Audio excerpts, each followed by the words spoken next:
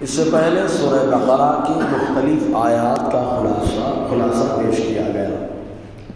جو آیت کریمہ چل رہی تھی اس پہ آدھا کلام ہوا، وہ یہ کہ حضرت ابراہیم علیہ السلام نے خانہ کعبہ بنایا، تعمیر کیا، تو تعمیر کرنے کے بعد ہاتھ اٹھا دیے دعا کے لیے اور کہا اے اللہ اس شہر کو امن والا بنا دے۔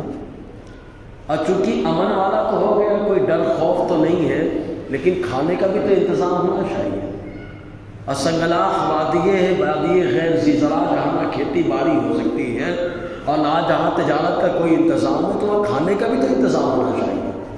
تو ابراہیم علیہ السلام اللہ تعالیٰ کی بارگاہ میں دعا کرتے ہوئے کہتے ہیں اللہ وارزق اہلہ من الثمرات، اے اللہ مکے میں جو بسے اس بسنے والے کو روزی عطا فرما۔ تو اب یہ دعا کی اللہ تعالیٰ کی بارگاہ میں، چونکہ مطلق بسے، اس میں کفار بھی رہے، مشرکین بھی رہے، بعد میں اللہ تعالیٰ نے ایمان کا مرکز بھی بنا دیا، قبلہ عبادت بھی بنا دیا، لیکن کافر وہاں تھے، مشرک بھی وہاں تھے۔ تو پہلے حضرت ابراہیم علیہ السلام نے جب دعا کی تھی کیا کہا تھا؟ اللہ تعالیٰ نے جب فرمایا انی جاعلک للناس اماما، اے ابراہیم میں تمہیں لوگوں کے لیے پیشوا بنانے والا ہوں۔ تو اللہ تعالیٰ نے فرمایا پیشوا بنانے والا، تو حضرت ابراہیم نے اولاد کو فراموش نہیں کیا، اے مولا میں تو بن گیا، میری اولاد کا کیا؟ وَمِن ذُرِّيَّتِي، میری اولاد میں سے۔ رب فرماتا ہے جو ظالم ہوگا، ایمان نہیں لائے گا، اس کو میرا وعدہ نہیں ملے گا۔ تو اللہ تعالیٰ نے بتا دیا ظالم یعنی جو اس کے بعد ایمان نہیں ہے۔ تو حضرت ابراہیم اب جب دعا کر رہے ہیں اللہ پھل عطا فرما، رزق عطا فرما، روزی کا انتظام پھل میں سے کر دے جو یہاں پر بسے۔ کون؟ من آمن منہم باللہ وبالیوم الآخر، ان میں سے جو بسے اور اس کے پاس ایمان بھی ہو، اللہ اسے روزی عطا فرما۔ کبھی کبھی ہم لوگ ایمان کی شرط کے ساتھ دعا کرتے ہیں، جتنے اہل ایمان انتقال کر گئے تو ایمان کی جب شرط لگاؤ تو کچھ لوگوں کو ٹینشن ہوتا کہ یہ ایمان کی شرط کیوں لگا دی ہے۔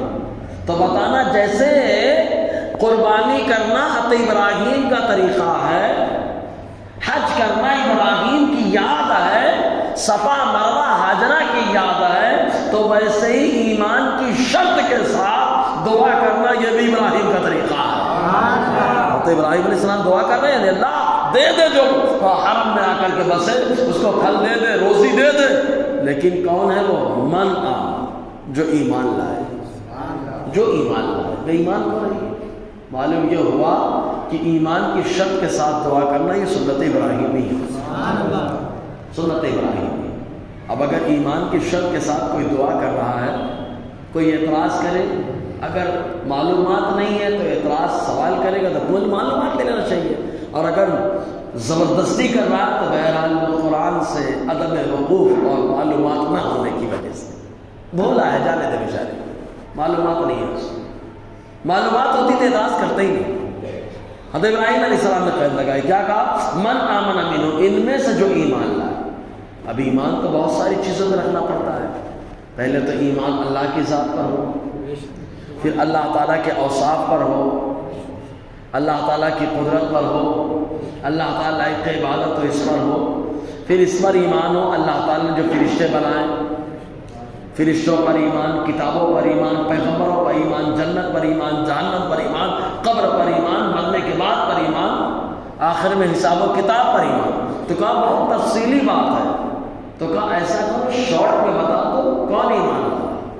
کہا اے سے زد تک، الف سے یا تک، الحمد سے لے کے والضالین تک، کہا پہلا جملہ آخری جملہ بول کر کے پورا شامل کر لیا۔ تو کہا ایمان میں پہلا ایمان بندے کا اللہ کی ذات پر ہوتا ہے، اور آخر میں جس کی بات آتی ہے وہ آخرت کا ایمان ہوتا ہے۔ تو یہاں بتا دیا من آمن منہم باللہ والیوم الآخر، جو ایمان رکھتا ہے اللہ پر اور قیامت کے دن پر۔ سب آ گیا نا اس کے اندر، شروعات اللہ کی ذات سے اور صفات سے ہے اور اختتام آخرت پر ہے، سب آ گیا اس کے اندر۔ پہلا جز اور آخری جز بول کر کے بیچ والے سب شامل کر لیے گئے۔ اس کو بولتے اجمالی، اجمالی، اور ایک ہوتا ہے تفصیلی ایمان۔ تفصیلی ایمان جب بندہ کلمہ پڑھتا ہے لا الہ الا اللہ محمد رسول اللہ تو اجمالی ایمان آ جاتا ہے۔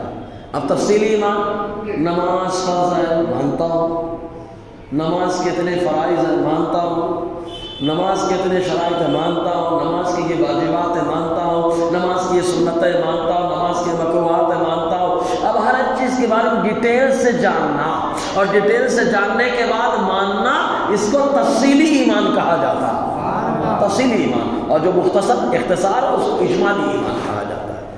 تو اجمالی ایمان کا ذکر کر دیا گیا کہ اللہ پر تو ایمان رہے گئے، آخرت پر ایمان رہے گئے۔ اب یہاں پہ ایک نکتہ بتا دوں، ایمان میں ایک ایک جز جو ضروریات ہیں ان کے ایک ایک جز پر ایمان رکھنا پڑے گا۔ اگر کسی ایک کا بھی انکار کر دیا تو کافر ہو جائے گا۔ مثال لے لو حضور کے طور سے، آقا علیہ السلام پردہ فرما گئے، ایک جماعت اٹھی، ان لوگوں نے کہا اب زکوٰۃ فرض نہیں ہے، اب زکوٰۃ فرض نہیں ہے۔ دلیل کیا پیش کی؟ قرآن کی آیت، اللہ تعالیٰ فرماتا ہے خذ من اموالہم صدقہ، اے محبوب آپ ان لوگوں کے مال سے زکوٰۃ اور صدقہ لیجئے۔ تو ان لوگوں نے کہا حضور کو لینے کا حکم تھا کہ لے کے غریبوں میں تقسیم کر دیں، اب آقا علیہ السلام ہے نہیں اس لیے زکوٰۃ نہیں ہے۔ لیکن ابو بکر کو معلوم ہے نالائقی کر رہے ہیں، شرارت کر رہے ہیں۔ ابو بکر صدیق نے کہا اگر بکری کا جو زکوٰۃ میں بکری آتی تھی اس کی رسی بھی اگر دینے سے انکار کریں گے تو ابو بکر ان سے بھی جہاد کرے گا۔ تو ابو بکر نے کیا بتایا؟ سب کچھ وہ مانتے ہیں لیکن ایک کا انکار کر دیا تو ایمان سے نکل گئے، تبھی تو جہاد ہوا۔ جہاد ایمان والے سے نہیں ہوتا، بے ایمان سے ہوتا ہے نا۔ اور ایسا بے ایمان ہے ایک کا انکار کرنے کی وجہ سے کہ ابو بکر صدیق جیسے جلیل القدر صحابی وہ جہاد کا اعلان کرے۔ اور حدیث بخاری اور مسلم کے اندر تو ایک چیز کا انکار کرنا، نماز روزہ، اب ہمارے یہاں بہت سارے لوگ ہیں ہمارے اوپر نماز فرض نہیں ہے، بتائیے انکار ہو رہا ہے کہ نہیں انکار ہو رہا ہے؟ اب داڑھی رکھنے کے باوجود ایمان رہا کیا؟ غور کریے آپ، نماز خالی معاف ہوتی ہے اگر مرد آئے تو دو صورتیں بنیں گی۔ پہلی صورت وہ نابالغ ہو جائے، دوسری صورت کہ وہ پاگل ہو جائے، یہی دو صورتوں میں نماز معاف ہے۔ اور جو نابالغ ہو گیا اور عقل مند ہو گیا اس کے اوپر نماز فرض ہے۔ فرضیت کا انکار کرنے والا نکل جائے گا، ابو بکر کا غلام اس سے جہاد کرے گا۔ ابو بکر کا غلام اس سے کیا کرے گا؟ جہاد کرے گا۔ سمجھ رہے ہیں؟ یہ عمل میں ہو گیا، عمل میں کسی ایک ضروریات دین میں سے انکار کرے تو چلا گیا۔ اب آ جائیے عقیدے میں اور عظمت میں، تو ایک شخص آیا جس کا نام تھا مسیلمہ کذاب، وہ سب مان رہا تھا، انکار کس چیز کا کیا؟ خالی یہ کہا کہ تمہارے نبی کے بعد میں نبی ہوں، معاذ اللہ۔ جیسے ہی کہا نبی، ابو بکر صدیق نے کہا جہاد کیا جائے گا اس سے۔ اور جہاد کرنے کے لیے وہ صحابہ جو بدر میں اترے تھے، بعد میں وہ نہیں جاتے تھے کہیں جہاد کرنے کے لیے، ان کا مقام ہی الگ ہے یار، کیونکہ یہ اس وقت جہاد کیے جب کوئی نہیں کرنے والا تھا، ان کی فضیلت تھی۔ لیکن ابو بکر نے کہا اب آپ کو بیٹھنے کی اجازت نہیں ہے، اس لیے کہ ہمارے نبی آخری نبی ہیں اور یہ حضور کے آخری نبی ہونے پہ حملہ کر رہا ہے، اور جو عظمت مصطفیٰ پہ حملہ کرے تو اپنے عظمت بتانے کے لیے بیٹھا نہیں جائے گا، بلکہ اپنی عظمت کو میدان میں اتار کر کے آقا کی عظمت پر پہنا دیا جائے گا۔ تو میدان میں اتار دیا ان لوگوں کو، جو بدری صحابہ ان سے مقابلہ ہو رہا ہے۔ معلوم یہ ہوا چاہے اعمال میں سے جو ضروریات ہیں ان کا انکار کرے تو نکل جائے گا، اور یہ مصطفیٰ کے اوصاف میں سے جو قطعی یقینی ہے اگر ان سے بھی کوئی انکار کرے تو نکل جائے گا۔ سمجھ رہے ہیں نا؟ خود بخود نکل جائے گا، خود بخود کیا ہو جائے گا؟ نکل جائے گا، نکالنے کی ضرورت نہیں ہے، خود بخود نکل جائے گا۔ تو اللہ تعالیٰ نے پہلے جز کا حضرت ابراہیم کی زبان میں آیا، اللہ پر ایمان، قیامت پر ایمان، یہاں سے لے کے A to Z، ایسا نہیں کہ بس پہلا پکڑ لو دوسرا آخری پکڑ لو چھوڑ دو، نہیں چلے گا۔ اور دیکھو جو پکڑتا ہے اللہ تعالیٰ اسی کو عظمت عطا فرماتا ہے۔ تفسیر کبیر کا مقدمہ بڑی مشہور روایت ہے، آقا علیہ السلام نے ابو بکر صدیق کو اپنے انگوٹھی دی تھی نا، کہا جاؤ خالی کلمہ لکھاؤ لا الہ الا اللہ. گئے اور جانے کے بعد ابو بکر نے دیا تو کہا اس میں لکھو لا الہ الا اللہ محمد رسول اللہ. حضور کا حکم نہیں تھا لیکن لکھا دیا. آئے جب لکھا دیا انگوٹھی میں، اب آقا کی بارگاہ میں پیش کیا تو انگوٹھی میں کیا لکھا ہے معلوم؟ لا الہ الا اللہ محمد رسول اللہ ابو بکر صدیق. آقا نے فرمایا اے ابو بکر یہ بڑھا کے کیوں لکھوایا تھا؟ میں نے تو منع کیا تھا تم کو لکھوانے سے. تو ابو بکر کہتے ہیں سرکار محمد رسول اللہ یہ جملہ تو میں نے بڑھانے کے لیے کہا تھا، آگے والا سمجھ میں نہیں آتا کیسے بڑھ گیا. اتنے میں جبرائیل آ گئے، اتنے میں جبرائیل آ گئے اور جبرائیل نے آ کر کے اللہ کے نبی صلی اللہ علیہ وسلم کی بارگاہ میں عرض کیا اے اللہ کے نبی صلی اللہ علیہ وسلم ابو بکر کو یہ گوارا نہیں کہ آپ کا نام اللہ کے نام سے الگ کیا جائے، تو اللہ کی رحمت کو یہ گوارا نہیں کہ آپ کے نام سے ابو بکر کا نام الگ کر دیا جائے. اس لیے نام لکھانے کا حکم اللہ نے عطا فرمایا ہے. سمجھ ہے نا؟ تو جو مصطفیٰ کی عظمت میں جیسے پہرا دیتا ہے اللہ تعالیٰ اس کو ویسے مقام عطا فرماتا ہے نا. تو اور کہہ دیا ایمان، جو ایمان رکھے تو رب فرماتا ہے قالا اے ابراہیم سنو ومن کفر فامتعہ قلیلا. قلیل کو سمجھنے پھر آگے سمجھاؤں. قلیل مانے تھوڑا. دنیا کیا ہے؟ خود اللہ تعالیٰ نے فرماتے متاع دنیا قلیل. دنیا کا جتنا سامان ہے، رہن سہن، کھانا پینا، اٹھنا بیٹھنا، گھومنا ٹہلنا، جو کچھ بھی ہے سب تھوڑا سا ہے. اچھا یہ اللہ کا تھوڑا ہے، بندہ اس تھوڑے کو نہیں سمجھ پا رہا ہے. اللہ کا تھوڑا آیا ہے، اللہ تعالیٰ اس کو فرما رہا ہے تھوڑا.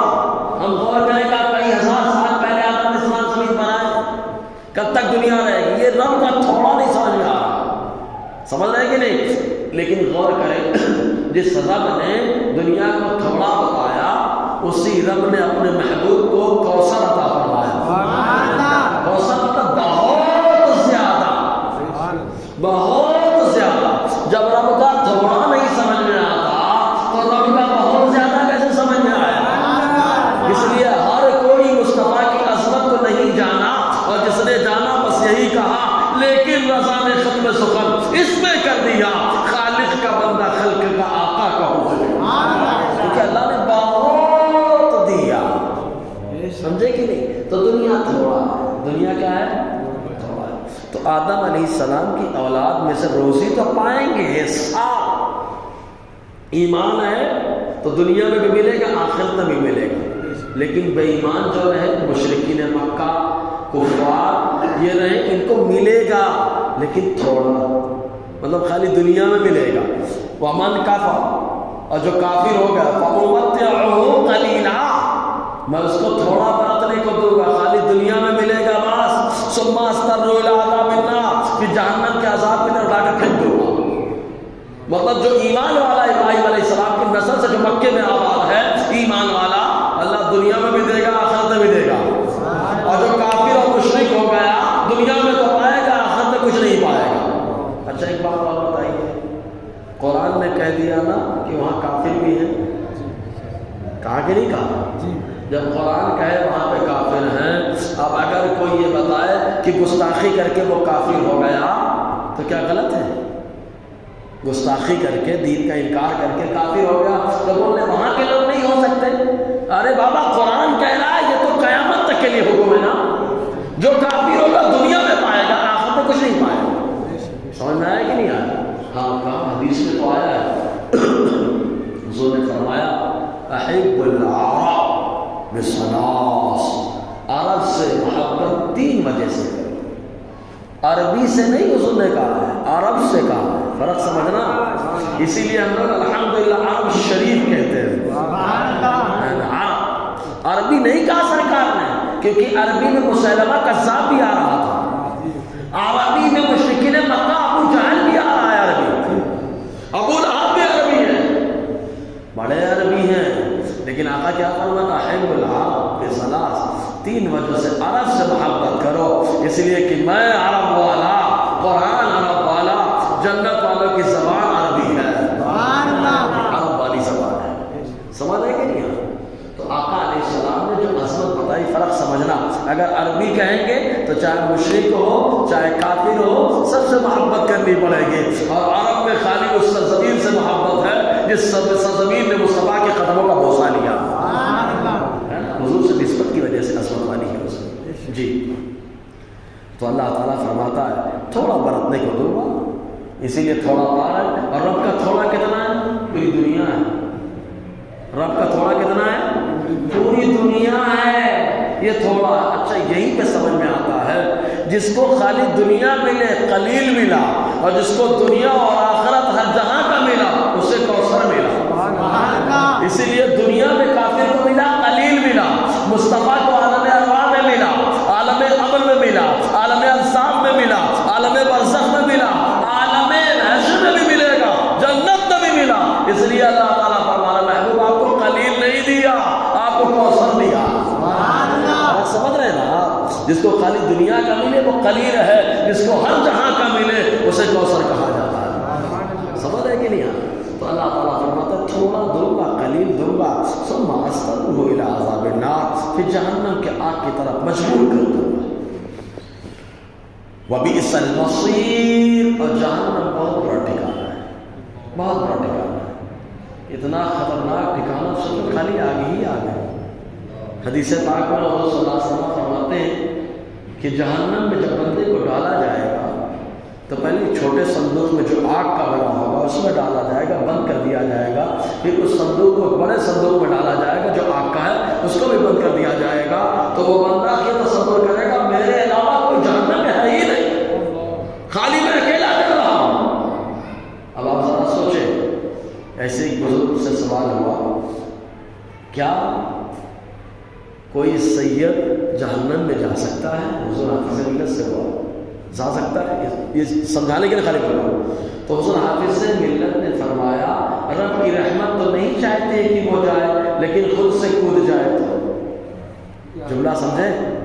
تو ایسے ہی رب کی رحمت تو نہیں چاہتی کہ کوئی ایمان والا جائے، لیکن ایمان والا خود کود جائے تو، سمجھے کہ نہیں؟ ایمان والا خود کود رہا اس کا اپنا مسئلہ ہے، اور اگر پکا ایمان والا جائے گا تو اس کے ایمان کی ٹھنڈک سے جہنم کی آگ کی تپش بھی ختم ہو جائے گا۔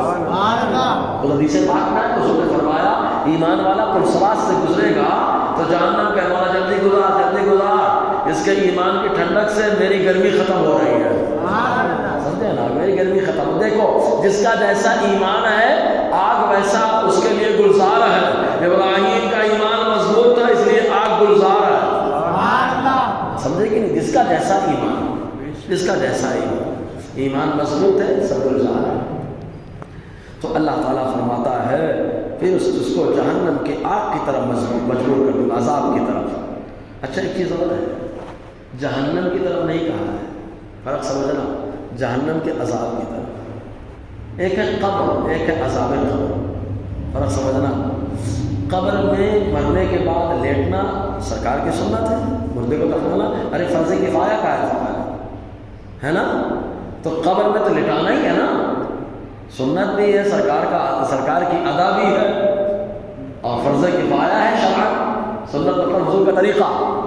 تو کہا قبر میں لیٹنا ہے، تو ہم لوگ قبر سے پناہ نہیں مانگتے اللہ قبر سے بچا، اے اللہ قبر سے بچا، اے اللہ قبر سے بچا، یہ دعا نہیں کرتے۔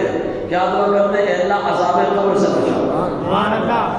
فرق سمجھنا، قبر یہ جنت کی کیاری بھی تو ہو سکتی ہے، قبر یہ جہنم کا گڑھا بھی تو ہو سکتا ہے، اس لیے قبر سے بچنے کی دعا نہیں ہے، قبر کے عذاب سے بچنے کی دعا ہے کہ جب قبر کے عذاب سے اللہ بچائے گا تو جنت کی کیاری بنا دے گا۔ تو کیا کہا گیا؟ عذاب قبر، عذاب جہنم کی طرف مجبور کر دیں گے، ورنہ جہنم میں کام کرنے والے مالک بھی ہیں، داروغ جہنم امام مالک علیہ السلام، حاتم مالک جو فرشتے ہیں، حاتم مالک علیہ السلام داروغ جہنم ہے کہ نہیں؟ کہا جہنم میں تو عذاب ہے نا، تو حاتم مالک علیہ السلام کہیں گے اللہ تعالیٰ عذاب سب کے لیے نہیں کرتا، ہمارا ایمان مضبوط ہے اس لیے جہنم کے عذاب سے ہمیں بچا رہا، کام ہم جہنم میں کر رہے ہیں لیکن اللہ بچا رہا۔ فرق سمجھنا ہماری بات۔ تو ایک عذاب جہنم، ایک ہے جہنم، سمجھ میں آیا؟ آقا علیہ السلام ایک حدیث پاک میں لوگ پرسرات سے گزریں گے، کٹ کٹ کر نیچے گریں گے تو مصطفیٰ جان رحمت اپنے لمبے لمبے ہاتھ بڑھا کر پکڑ کر کے پار لگا دیں گے۔ تو جب ہاتھ بڑھائیں گے تو جہنم ہی تو ہے، لیکن جہنم عذاب نہیں ہے، جہنم مصطفیٰ کے ہاتھوں کو دیکھ کر کے اپنے عذاب کو بھی ختم کر رہی ہے، سمجھے کہ نہیں؟ اسی لیے جہنم کے عذاب کی طرف مجبور کر دیں۔ وَبِئْسَ الْمَصِيرُ، جہنم بہت برا ٹھکانہ ہے، برے لوگوں کا ٹھکانہ ہے۔ اللہ تبارک حدیث پاک میں آیا، حضور صلی اللہ علیہ وسلم فرماتے ہیں کہ اللہ تعالیٰ نے فرمایا جنت میری رحمت کی جگہ ہے، میں جس پر رحمت کروں گا، مہربانی کروں گا، اس کا داخلہ جنت میں ہوگا، اور جس پر میرا عذاب ہوگا اس کا داخلہ جہنم میں ہوگا۔ اور پھر رب کی رحمت کیا ہے؟ دیکھو خود مسلم شریف کی حدیث پاک حضور فرماتے ہیں، اللہ فرماتا ہے میرے غضب پر میری رحمت بڑھ جاتی ہے، غضب ہونے والا تھا رحمت بڑھ جاتی ہے۔ اور خود اللہ کے حبیب نے فرمایا اللہ تعالیٰ نے اپنی رحمت کے 100 حصے کیے، 100 حصے، ایک حصہ دنیا میں، کتنے؟ ایک حصہ۔ اب وہی رحمت سے ماں اپنے بچے کو مہربانی کرے، استاد اپنے شاگرد پہ کرے، بھائی بھائی پہ کرے، بھائی بہن سے کرے، شوہر بیوی سے کرے، یہ مہربانی ہے اسی ایک رحمت کا حصہ۔ اور بہت سے بشر اللہ تعالیٰ اپنے 99 رحمت کے حصوں کو ظاہر فرمائے گا، ذرا سوچیں آپ، 99 ظاہر فرمائے گا۔ ارے یہاں ایک حصہ دیا تو روزی شاندار دے رہا ہے، رہنے کو اچھا عطا فرما رہا ہے، بس مست زبردست چہرہ دے دیا، پورا وجود شاندار بنا دیا، عزت والا تاج دے دیا، اور جب 99 ظاہر فرمائے گا تو کیا کمال رب کی رحمت کا ظہور ہوگا، رب کی رحمت۔ لیکن عذاب کا بھی معاملہ ہے، اسی لیے حدیث پاک میں آیا اللہ تعالیٰ فرماتا ہے میں میرے بندے کے گمان کے مطابق ہوں، میرے بارے میں جیسا گمان کرتا ہے وہ ویسا ہو۔ کافر آج تک سمجھ نہیں پایا، اس کا گمان گندا ہو گیا، اور جو سمجھ گیا وہ یہی کہتا ہے ٹھوکر بھی لگتی ہے تو رب کی رحمت ہے، یہ اللہ کی رحمت ہے، جو سمجھ گیا وہ سمجھ گیا۔ بہرحال آگے انشاءاللہ گفتگو رہے گی۔ اللہ تعالیٰ ہم سب کو فیضان قرآن، برکات قرآن سے مالا